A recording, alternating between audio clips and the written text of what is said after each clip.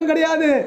தயவு செய்து அருமையான ஐயா, அருமையான அக்கா, அம்மா, சிஸ்டர், பிரதர், நீங்கள்லாம் ஏதோ ஒரு மூலையில் வைக்கக்கூடிய பாத்திரம் கிடையாது. நீங்கள் சுவிசேஷத்தை அறிவிக்கிற பாத்திரம்.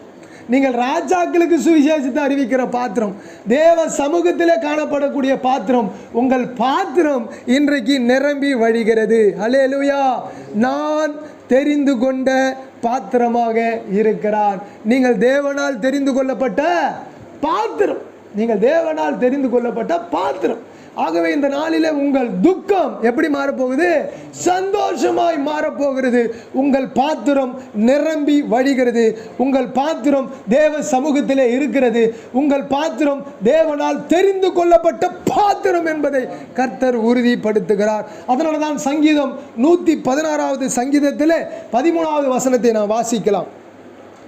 ரட்சிப்பின் பாத்திரத்தை எடுத்துக்கொண்டு கர்த்தருடைய நாமத்தை தொழுது கொள்ளுவேன். இப்போ நீங்கள் யாருன்னு சொன்னால், நீங்கள் ஒரு பாத்திரத்தை எடுத்துக்கொள்ளணுமா? அந்த பாத்திரத்தினுடைய பேர் வெள்ளியோ பொன்னோ மண்ணோ கிடையாது.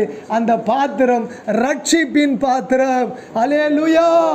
ரட்சிப்பின் வஸ்திரத்தை கர்த்தர் உங்களுக்கு உடுத்தி வைத்திருக்கிறார். அல்லேலூயா. நீங்கள் ரட்சிப்பின் பாத்திரத்தில் நிரம்பி இருக்கிறீர்கள். நீங்கள் கவலையில் உட்காரக்கூட ஆண்டவர் சொல்கிறாரு, உங்கள் இருதயத்தின் கவலையை தூரமாவே. இந்த துக்கமும் கவலையும் உங்கள் வேதனையும் உங்களை டிப்ரெஷனுக்குள்ளே கொண்டு போகிறது. நீங்கள் செய்யக்கூடிய ஊழியத்தை தடுக்கிறது. நீங்கள் ஜெபிக்கக்கூடிய ஜெபத்தை தடுக்கிறது. உங்கள் குடும்பத்தின் ஆசீர்வாதத்தை தடுக்கிறது. உங்கள் சரீர பிரகாரமாக உங்கள் முகத்தின் அழகை கெடுக்கிறது. இன்றைக்கி யாரோ ஒருத்தர் தூக்கம் இல்லாமல் உங்களுடைய முகத்துக்கு நீங்கள் கெடுத்துக்கிறீங்க. தயவு செய்து கர்த்தர் சொல்லுகிறார், இந்த ஜெப குறிப்பில் யார் இருந்தாலும் சரி, அல்லது இந்த ஜெப குறிப்பை யார் வெளியே கேட்டாலும் சரி, உங்களுடைய சந்தோஷம் உங்களுடைய துக்கத்துக்குள்ளேயே முடிந்து போகுது. ஆண்டவர் சொன்னார், உங்கள் துக்கம் சந்தோஷமாய் மாறுன்னு சொன்னார். ஆனால் நீங்கள் உங்கள் துக்கத்திலேயே சந்தோஷத்தை அமிழ்த்து சந்தோஷம் இல்லாமல் போகிறீங்க.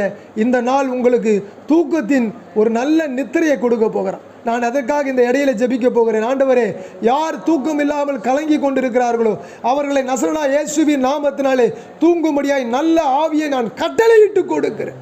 அவர்கள் நல்லபடியாய் தூங்கட்டும், ஆசீர்வாதமாக இருக்கட்டும். உங்களுடைய பிரசன்னம் இருப்பதாக. ஆக ரட்சிப்பின் பாத்திரத்தை எடுத்துக்கொண்டு கர்த்தருடைய நாமத்தை நான் என்ன செய்வேன்?